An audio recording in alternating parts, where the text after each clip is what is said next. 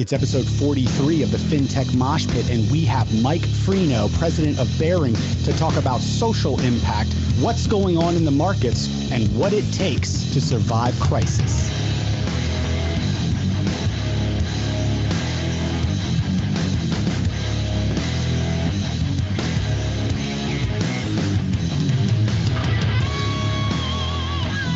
Episode 43, that's right, folks. Hard to believe it's already episode 43, and we have really an amazing guest. Fridays are our marquee lineup, the greatest of the great, and today we are bringing you one of those for sure. He is the president of Barings. His name is Mike Freno, and Mike, welcome to the show, my friend. Thank you. Thank you. I love the picture you just showed. That's a few years younger than what you guys are looking at right now, for sure. Well, there's two things that always happen on the Fintech Moshpit. One is I get to dedicate at least 30 to 45 seconds right before the show starts to pull down a picture and then get that jammed in there for the intro. And then two, never fails, part of the new COVID world, my lawn guy comes, and now that noise is in the background. But you know what? It's part of that new normal, isn't it? That's right. We'll be flexible and adjust to it. So you are the president of Barings. You are a great Charlottean and a great company, member of the Carolina Fintech Hub and anchor partner. We love you guys dearly. And when you and I were preparing for the show yesterday, I knew that we were going to have a good conversation. We're going to talk about we always talk in angles and pieces about fintech. You guys have a different view, a different kind of seat as you look across the financial industry, those mechanisms that are there. I think your perspective is going to be good, but we're going to talk about the social impacts you guys are making, the market, your view there, how work is changing at Barings now and in the future. And then you have a little bit of personal insight for everyone going through all of this right now, through crisis times, and what all that means, what you can learn, and how you can come out of the other side better and stronger as a team. But why don't we start first with those social impacts in Barings? What are you guys doing? And if I understand correctly, you have a little news to break on Fintech Moshpit. Yes. So we certainly we've been active in the community and firmly believe that the communities that we're in, and Charlotte is definitely one of those, is very beneficial to us, and we want to give back as much as we can. We've been blessed as an institution and as an employee base in large. So we want to continue to do that, and do that through our Barings Social Impact Fund, and really focus on upward mobility for folks in the local communities that we're in. But in addition to that, and I guess I'm getting ahead of our PR team, but I did want to note that on a global basis, Barings is making the commitment to give $1 million away to COVID-specific causes over the next several months. So that will be Charlotte, definitely where our headquarters resides, but also our global offices in London, as well as in Asia Pac. Well, I got to tell you, that is super exciting to have yet another great corporate citizen in Charlotte stepping up, being a leader both locally and worldwide. And to be honest, every corporate PR and comms team that a president or a CEO or founder gets on the show with me, they have to be nervous that you're going to break news and get out ahead of them. So you've done that. Tell us, before we move away from this topic, you were super passionate yesterday as you were talking about some of the, the really personal impacts that you guys try to make it, both in your day-to-day business world, but also during the times of COVID. You mentioned homeless and feeding folks in shelters. You also mentioned Charlotte, but other locations like London and Hong Kong. Why is that part of the culture at Barings? And why do you think we're seeing that really make an impact in these tough times? Well, and it's been a hallmark of ours, again, to give to the local community. And we want to do so where our employees have passion. And so equally, we have the financial resources to give a reasonable amount, but we also are asking our employees to volunteer their time to the areas that we're giving. It's not that we want to just solely be writing checks, but we want to impact lives through our ability to volunteer and do those type of things with Classroom Central and things of that nature. As it relates to the specific COVID things, we'll be partnering with Second Harvest, as well as the combined urban ministry, as well as Men's Shelter. We do some things in London with a group called Chains Please, and it's really trying to get to the base level of who's impacted by these challenging times and build that more intimate relationship with those folks that we can do or help. And we've always tried to say, don't not do something because you think it's too small. Every one of us can do something. And I've had touching stories from folks inside Barings who, if they have people who help them, clean their house, or if they have a barber that they go to or a salon, they're continuing to send them money on a regular basis as if they were utilizing those services. And I think for everyone out in the community, this is a great philanthropic community in Charlotte. And if you're able to, we're all impacted differently, but if you're able to, I would certainly encourage you to follow some of those individuals' leads. I know it's impacted me and how I approach this as well. Yeah, I think that just struck a chord with me, because we know how a lot of our great corporate citizens like Barings are in normal times around here. Those personal touches, the personal influences you make, also that thought process of no effort, no impact that you could make is too small. We see it all the time. I see it personally with you guys, from your CEO to yourself, down to folks like Brian Pope from Barings, who are just involved and engaged in the community in ways where they're giving their time, which is a lot of times their most valuable asset. So, we greatly appreciate that under normal circumstances. But clearly Charlotte is the winner right now as you think about these corporate citizens. And I think as people think about what we do when we recruit businesses and we work to retain them and grow them here, it's not just about the hard quantifications of, okay, what is the incentive versus what is this and what are they going to give back in taxes? There's also the intangible during times of crisis. Would you agree with that? Oh, 100%. And I think for me personally, and I've been here for 20 years. My wife's a native Charlottean, so Charlotte has given us a lot more than we personally have given back to it. But I think our goal is always to, as a corporation, to try and give more back. But I believe that the strength of the corporate and the citizenship of Charlotte makes it a very, very unique place to do business. And frankly, one of the reasons why it's easy to attract talent. In the recent years, people are flocking to the city because of what it offers, not because of just the amenities, but because of the pastoral care that you get from your neighbors and things, which we should all be proud of. Anyone who's been here for a while should certainly take pride in what they've contributed to this city. But we have definitely, as Barings, been a beneficiary of that over the last decade plus. So let's switch gears beyond the breaking news that everyone just heard here, including your comms and PR team. Guess what, everyone?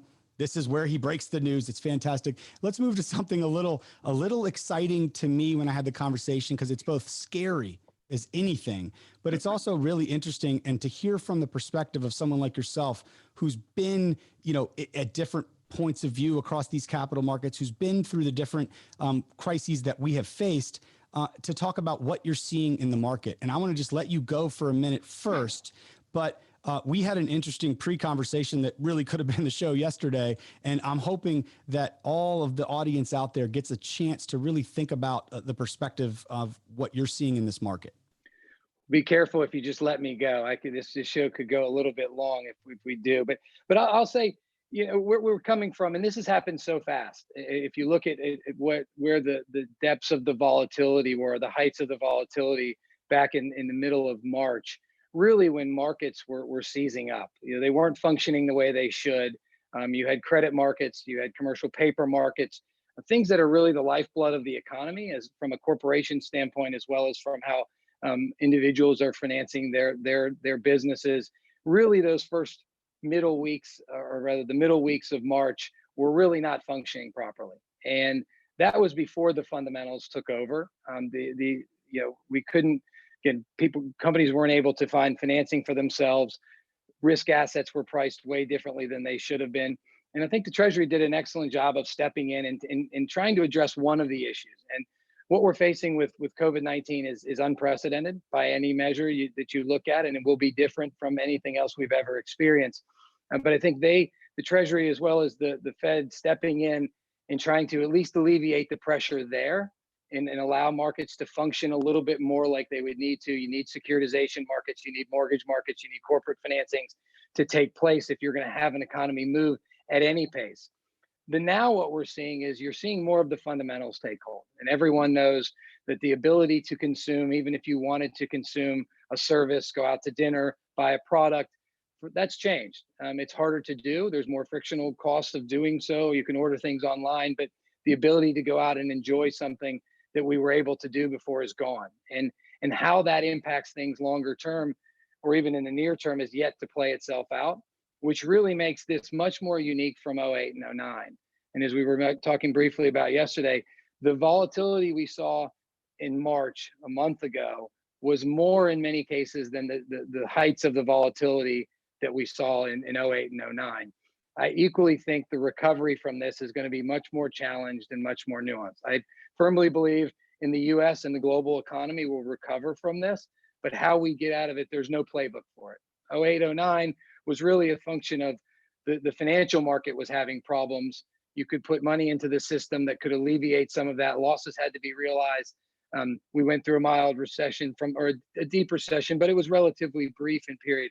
This is a lot different. Again, there's no playbook for shutting down a global economy and then restarting it. So I'll pause there for a minute. Sorry. Well, no, I mean, that's like, that is, I love the way you kind of encapsulate all of that. And I'll try to speak while the neighbor's lawn guy is taking a little break down there. So if we were talking about, as the next layer into that conversation, the differences and similarities between '08 and 2020, right? And I had always kind of understood, as most do right now, there's something different going on. But I think we got to this point where, like, the analogy we were talking about yesterday was those things you're talking about, the consumer spend and activity, the small business and the jobs now, or '08, when you think of the economy and you think of the underlying actual mortgages and the things that were going on there, that's the economy, right? '08, the economy was okay. The economy was the thing that, things were kind of financially constructed and everything. And it was the financial system itself that needed to be jump-started, kind of calibrated, right? So if you think of the economy as the gasoline and the financial system as the engine, right? '08 was about jump-starting an engine, and you had enough gasoline to move on. It's just mind-boggling to think about the inverse of that, where right now we're seeing, aside from maybe some hiccups here and there, a pretty well-running engine that's going okay in a financial system. What do you think the long-term impacts are of essentially maybe running out of gas? I mean, are we siphoning it somewhere else to jumpstart that engine back up again? How does this work? Yeah, look, I would love to tell you I have all the answers to this, and if I think anyone did, they would be certainly a voice that most of us would want to hear. But there are stark contrasts to 2018. I think you've described it well. That was really concentrated first and foremost in the financial area, and then it spilt over into the mortgage area where again and everyone saw the impacts of housing prices and put us into a recession. But we were able to, once we absorbed the losses from the housing and things, for the most part, we were able to move on somewhat of a linear trend from really the middle of 2009 up until the first quarter of 2020. From an economic growth standpoint, we were in one of the longest periods of economic growth we've ever seen. And that was probably going to continue, frankly, through the end of 2020, at least from our perspective, until we put the brakes on it. And this was a necessary but a self-inflicted shutdown of the economy. Again, it was necessary for health reasons, and that's one thing that we have to always put in perspective: is the health and well-being of employees and our citizenship needs to come first and foremost. But this is stopping the consumption and the production of goods like we've never seen. And it will have to be restarted, although it's not just like flipping a switch. We won't all go back to work the way we did before. We may not go back to work the way we did for a long period of time. And that's going to be a different. I think the companies and everyone will have to look at it with a lot more flexibility and what they mean. Don't get too excited to move too quickly. We've got to be practical about how we do it, so we're not ending up in the scenario we're in now, where there may be some fits and starts.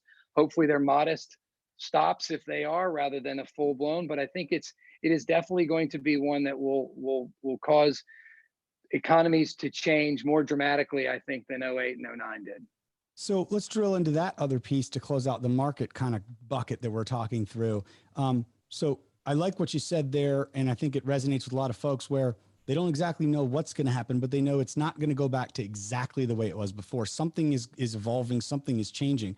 When you pair that concept with the analogy we just used of the, gasoline versus the engine, and in '08 we jump started, the engine back, and we tweaked it. And while that's an easy, simple way to say it, it was a boatload of money, a lot of effort, and a lot of scary times. How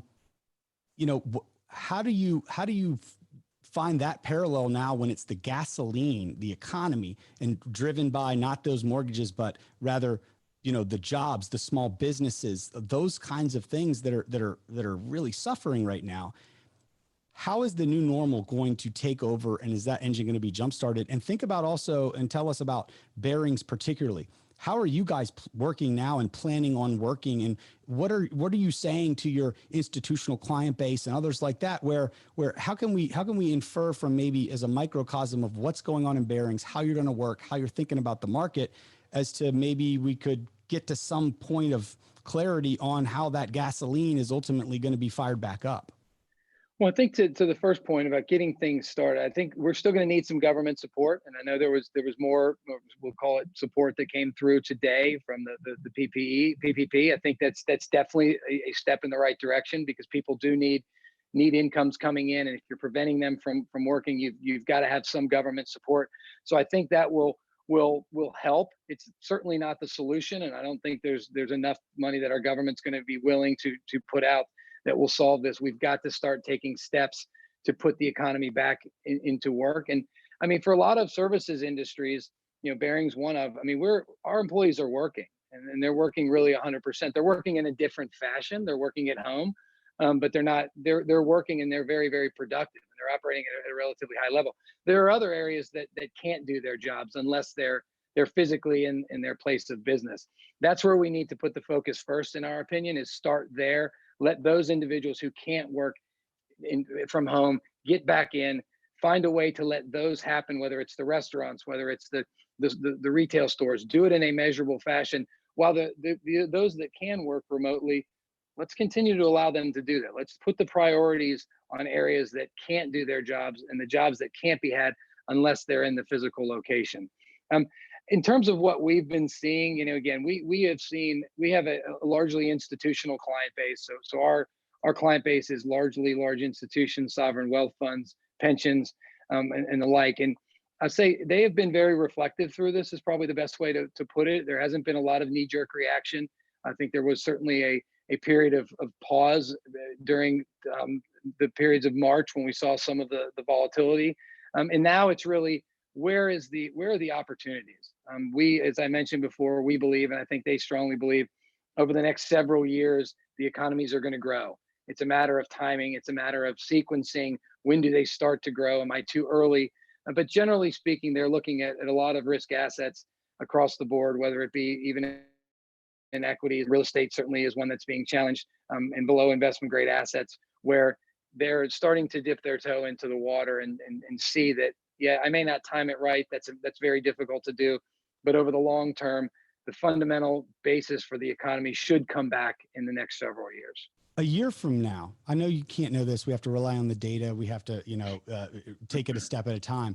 But what does your gut tell you? A year from now, how are your Barings employees going to be working differently than they maybe used to in the past? Are they going to be doing the same kind of travel a year from now that they used to do a while ago? Are they going to be, how are they interacting with customers? Are they working from home a lot more? Do you have any sense of where this could go? Yeah, I'll say, I'll take it in, if you can do me the luxury of just assuming that we find something that allows us to move freely in an economy, that there's not some government restriction or health concern that's preventing that. But assuming we get to a point 12 months from now where people feel comfortable moving freely, I definitely believe it changes. The amount of travel will by and large be reduced. We travel a lot. We have offices in 19 countries. We have clients all over the globe. I think the level of comfort of individuals interacting, such as we're doing right now, is accelerating, and it was coming anyways. but this is probably just accelerant to that adoption of technology. I don't think we as humans, and everyone you talk to really wants to be with people. And that's one of the biggest challenges, is not being able to have that relationship with folks and see folks and have that camaraderie that businesses have. So we will always have some need for that. And face-to-face interaction is clearly going to be something that I think is individuals want. But at the same time, the need to fly to Asia for one client visit, I think is probably going to change dramatically. Equally so, as you mentioned, the work from home. I think a lot of companies will reassess their real estate footprint. Some may take the standpoint that we want to have as much office space as we had because we need to have less density. We need people separate. Others will say, I can have people, a lot of my people are comfortable with flex work hours. Maybe we rotate through the office because people want to have those extra days to stay at home and work at home and then come in. So the world is going to change, and the way Barings operates will change. And I mentioned this word earlier. I think this is one that we're going to continue today, is we've got to be flexible. We were flexible when we went to work from home, and we told everyone, this is a stressful time. Don't worry about dogs barking. Don't worry about children bursting into the room when you're on conference calls. That's the human side of it. We're all going through it. Be flexible. If you've got to go tend to your family, do that. That's your priority. And I think when we go back, it's going to be the same way. Some will have a level of comfort of going into the office immediately and saying, I feel okay with things. Others will say, I live with my grandparents, so I'm not comfortable going in because I'm concerned about that. And we as leaders and businesses will have to be flexible and work with them, because ultimately that's all we have as a service industry, is our people.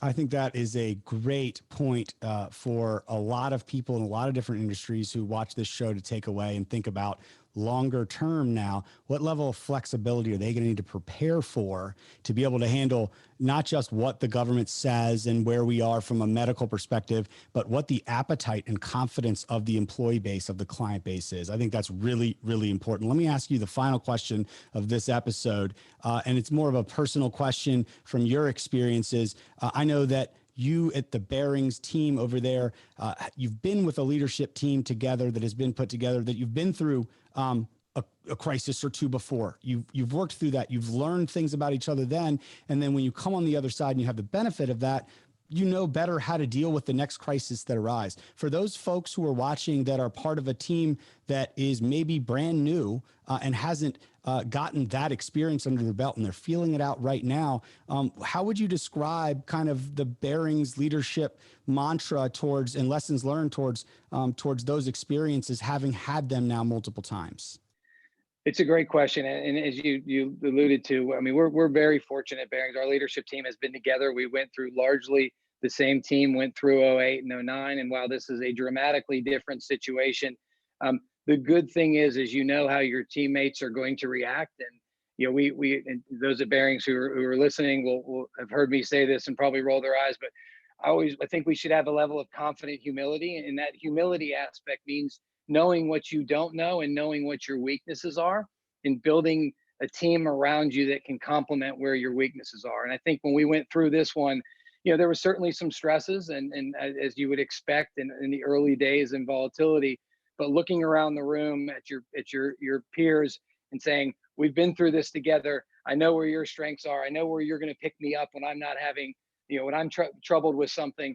That's powerful. And I think what we would encourage, and again, it fits with our culture, is have that level of self-awareness. None of us have all the answers.